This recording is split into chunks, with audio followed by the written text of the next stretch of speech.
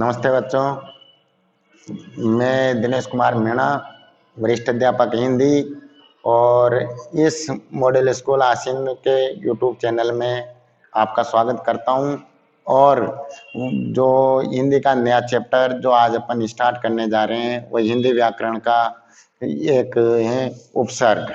तो बच्चों, आज अपन व्याकरण का जो टॉपिक लिया है उपसर्ग, उसके बारे में पढ़ेंगे। और सबसे पहले बात आती है कि उपसर्ग किसे कहते हैं। सबसे पहले उसकी परिभाषा के बारे में जानना है।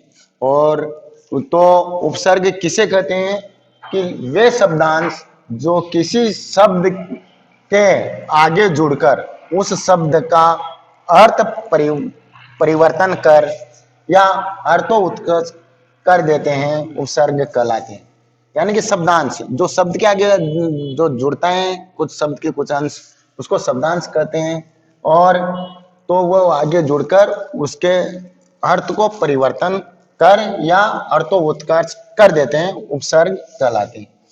उपसर्ग शब्दांश होते हैं, यानी कि उपसर्ग शब्दांश होते हैं क्योंकि वह मूल शब्द के आगे जुड़ते हैं, इसलिए उसका कुछ अंश तो वह शब्दांश होते हैं। उपसर्ग मूल शब्द के पहले जुड़ते हैं। उपसर्ग मूल शब्द के पहले जुड़ते हैं क्योंकि उपसर्ग होते हैं जो मूल शब्द हैं उसके आगे जुड़ते हैं। कोई शब्द उपसर्ग युक्त या रहित, कोई शब्द यानी कि जो अपन को कोई भी शब्द दे रखा है तो अब अपन उसकी पहचान करने के लिए ये सोचेंगे कि यह उपसर्ग रहित है क्या और उपसर्ग युक्त हैं। तो इसके लिए, इसकी पहचान करने के लिए उपसर्ग को मूल शब्द से अलग कर दिया जाता है। जो वो उपसर्ग जो उसके मूल शब्द के आगे जुड़ा होता है उसको अलग कर दिया जाता है। यदि उपसर्ग को हटा देने के बाद, यदि उस मूल शब्द से उपसर्ग को हटा देने के बाद जो शब्द बचता है, बचा हुआ शब्द है, अगर वह सार्थक है, उसका कोई अर्थ निकल रहा है, तो शब्द उपसर्ग युक्त होगा। तो फिर वह शब्द उपसर्ग युक्त होगा।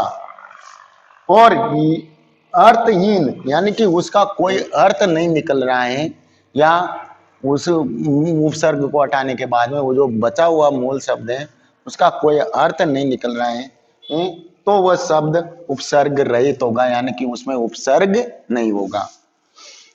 उपसर्ग मूल शब्द का अर्थ बदल देते हैं। जो उपसर्ग होते हैं वो उस मूल शब्द का अर्थ को बदल देते हैं। जैसे वियुक्त, जैसे मूल शब्द है इसमें युक्त और इसके आगे उपसर्ग लगाए वि, तो ये वि लगने से इसका अर्थ बदल जाता है वियुक्त। यानी कि युक्त का मतलब जोड़ना होता है और वियुक्त का मतलब तोड़ना होता है।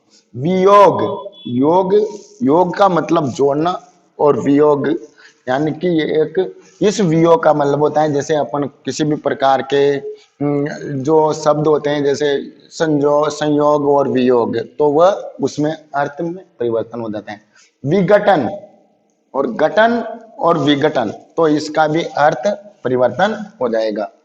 उपसर्ग मूल शब्द के अर्थ को उत्कृष्ट भी बनाते हैं। उपसर्ग होते हैं वो मूल शब्द के अर्थ को और भी उत्कृष्ट बनाने के लिए, विशेष बनाते हैं। जैसे विज्ञान, जैसे ज्ञान तो अपन जानते हैं, अगर उसके आगे वि उपसर्ग जुड़ गया तो वह विज्ञान हो गया। और जय, और उसके आगे वि उपसर्ग जुड़ने से विजय, शुद्ध, विशुद्ध, और भी उसको उत्कृष्ट बना दिया, और भी उसको अच्छा बना दिया, बेटर। और विनाश, जैसे नाश और विनाश, विनय, अभिज्ञान, परवीर, वीर और परवीर। जैसे वीर शब्द है उसके आगे प्र उपसर्ग जुड़ने से परवीर बन गया, और भी वो उत्कृष्ट हो गया, प्रबल। इस प्रकार यह इन शब्दों को उपसर्ग मूल शब्द के अर्थ में उत्कृष्टता लाकर, विशेषता लाकर और उनको भी उत्कृष्ट बना देते हैं।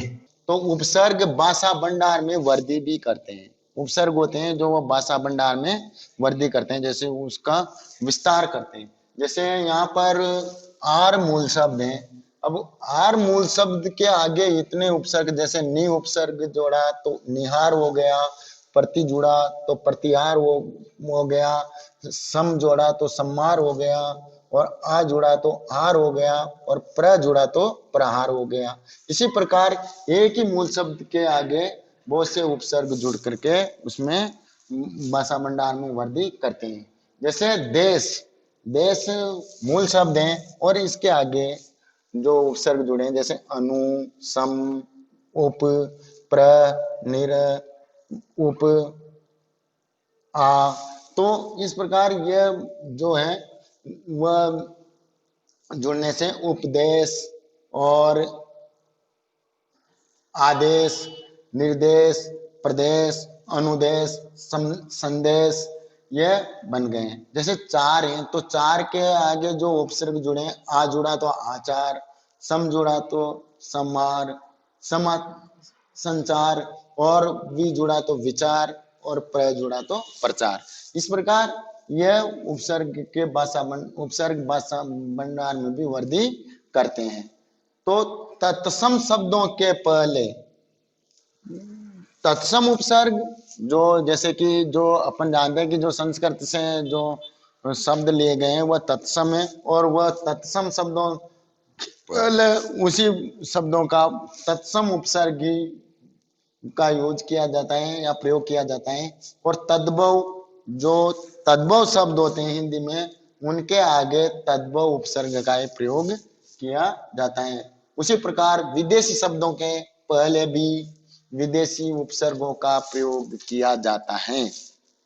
उपसर्ग के भेद होते हैं, जैसे कि उपसर्ग के भेद हैं अपने उपसर्ग के हिंदी भाषा में उपसर्ग के 3 भेद किए गए हैं। हिंदी भाषा है उसके उपसर्ग के 3 भेद किए गए हैं, जैसे कि संस्कृत के उपसर्ग, हिंदी के उपसर्ग, और उर्दू या पारसी के उपसर्ग। संस्कृत के उपसर्ग, हिंदी के उपसर्ग, और उर्दू पारसी के उपसर्ग। तो अपन इनमें सबसे पहले संस्कृत के उपसर्गों के बारे में पढ़ेंगे, जिसकी परिभाषा होती है हिंदी भाषा के कुछ ऐसे उपसर्गों का प्रयोग किया जाता है। हिंदी भाषा में कुछ ऐसे उपसर्गों का प्रयोग किया जाता है जो संस्कृत से आए हैं, और इन उपसर्गों से बने अनेक शब्द हिंदी में व्यवहारत यानी कि हिंदी में व्यवहार में या प्रयोग में लेने लग गए, और यह शब्द आज हिंदी के शब्द बन गए हैं, और आज अपन उन शब्दों को हिंदी का ही शब्द मानते हैं, और इन्हें तत्सम उपसर्ग भी कहते हैं। जो संस्कृत से ले गए हैं उन उपसर्गों का दूसरा नाम तत्सम उपसर्ग भी है। तो बच्चों अपन ने उपसर्ग के भेद के बारे में बताया है। तीन तीन हिंदी में उपसर्गों के 3 भेद होते हैं। उसमें पहला था संस्कृत के उपसर्ग। तो संस्कृत के उपसर्ग जो संस्कृत भाषा से ले गए थे और उन्हीं को हिंदी के शब्दों में ओके आज उन्हीं को व्यवहारिक हिंदी ने अपना लिया है, और उनको तत्सम उपसर्ग भी कहते हैं। तो संस्कृत से बनने वाले जो उपसर्ग हैं, कुछ शब्द और उपसर्ग हैं, तो उनके उदाहरण ये हैं कि जैसे अति, अति उपसर्ग है। अति का अर्थ होता है अधिक या परे। तो उससे बनने वाले जो उपसर्ग उदाहरण है अति से, अतिरिक्त, अत्याचार, अत्यंत। इसी प्रकार अधि उपसर्ग का मतलब होता है श्रेष्ठ, ऊपर या समीप, है ना। तो इससे बनने वाले जो शब्द हैं अधिकृत और अधिपति, अधिगम, अधिकार, और जो तीसरा उपसर्ग आता है अनु। अनु अनु का मतलब होता है पीछे या समान, या तो उसके पीछे अर्थ होता है इसका पीछे या समान। तो इससे बनने वाले जो शब्द हैं अनुभव, अनुचर, अनुराग, अनुशासन। इसी प्रकार अगला उपसर्ग आता है अपना अप। अप का मतलब होता है हीन, बुरा या अपूर्ण। इसका अर्थ आपका अर्थ होता है हीन, बुरा, अपूर्ण। तो इससे जो शब्द बन रहे हैं वह है अपमान, अपराध, अपव्यय, अपयश। इसी प्रकार अगला उपसर्ग आता है अपना अव, और अव का अर्थ होता है नीचे, हीन, बुरा। अव का अर्थ क्या होता है? नीचे, हीन, बुरा। और इससे जो बनने वाले शब्द हैं अवतरण, अवरोध, अवगुण, अवमूल्यन। इसी प्रकार जो अगला उपसर्ग आएगा अपना अभी। अभी का मतलब होता है, अभी का जो अर्थ होता है वह है सामने, पास और चारों ओर। अभी का अर्थ क्या होता है? या तो सामने, पास में या चारों ओर। तो उससे जो शब्द बनेंगे अभिमान, अभिप्राय, अभिलाषा, अभिदान। और इसी प्रकार अपना जो अगला उपसर्ग आता है आ। तो आ का अर्थ होता है तक। तक का मतलब तो आमरण, जैसे आमरण है तो मरने तक, आजीवन, आजन्म, आगमन। और अगला उपसर्ग आता है अपना उत। उत का मतलब होता है श्रेष्ठ, ऊंचा, ऊपर। तो जो इससे बनने वाले जो शब्द हैं उत्साह, उत्पन्न, उत्तान, उन्नति, उद्गम। और जो अगला उपसर्ग है अपना उप, जो संस्कृत का अगला उपसर्ग है उप। तो उप से उप का मतलब होता है छोटा। छोटा का मतलब तो इसका अर्थ निकलता है तो उपकार, उपनाम, उपहार, उपचार, उपसर्ग। और अगला जो उपसर्ग आ रहा है अपना दुर। दुर का मतलब होता है बुरा, कठिन। तो दुर्लभ, दुर्योग, दुर्लभ, दुर्बल और दुर्दिन। ठीक है। अब इसके आगे के उदाहरण अपन अभी और बताते हैं। जो और भी संस्कृत के और भी उपसर्ग है उसके बारे में अपन आगे बता रहे हैं। हाँ, तो अपन संस्कृत उपसर्ग के उदाहरण पढ़ रहे थे। उसमें अगला उदाहरण है नी। जो नी उपसर्ग से बनने वाले जो शब्द और उसके अर्थ है। नी का मतलब होता है रहित या बिना। और इससे जो उदाहरण शब्द बनेंगे निहित, निवृत्त, नियम, निडर। इस प्रकार अगला है निर। निर का मतलब होता है निषेध या मना। और इसे जो शब्द बनने वाले हैं वह है निराधार, निर्जन, निर्भय, निर्दयी। और इसके आगे है जो निस उपसर्ग का मतलब होता है बिना या रहित। और इससे जो बनने वाले हैं निष्फल, निष्कपट, निष्काम, निष्पाप। तो अभी इस प्रकार आगे जो उपसर्ग आ रहा है प्र और प्र उपसर्ग से बनने का अर्थ होता है अधिक या ऊपर। तो प्र से जो शब्द बनेंगे प्रकार, प्रचार, प्रहार, प्रदान और प्रसन्न।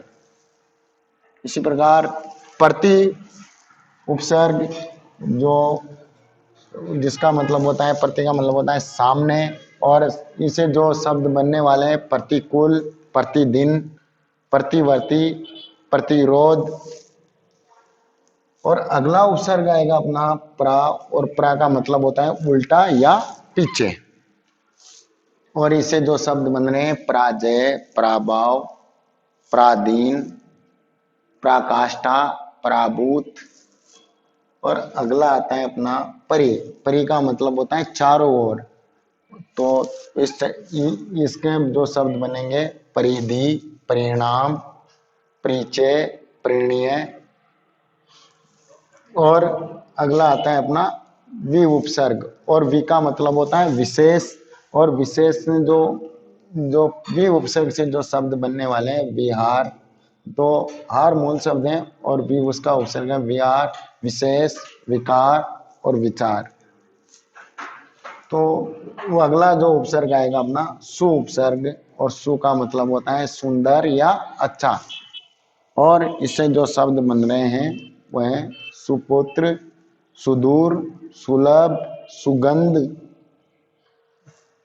और अगला उपसर्ग है अपना सम।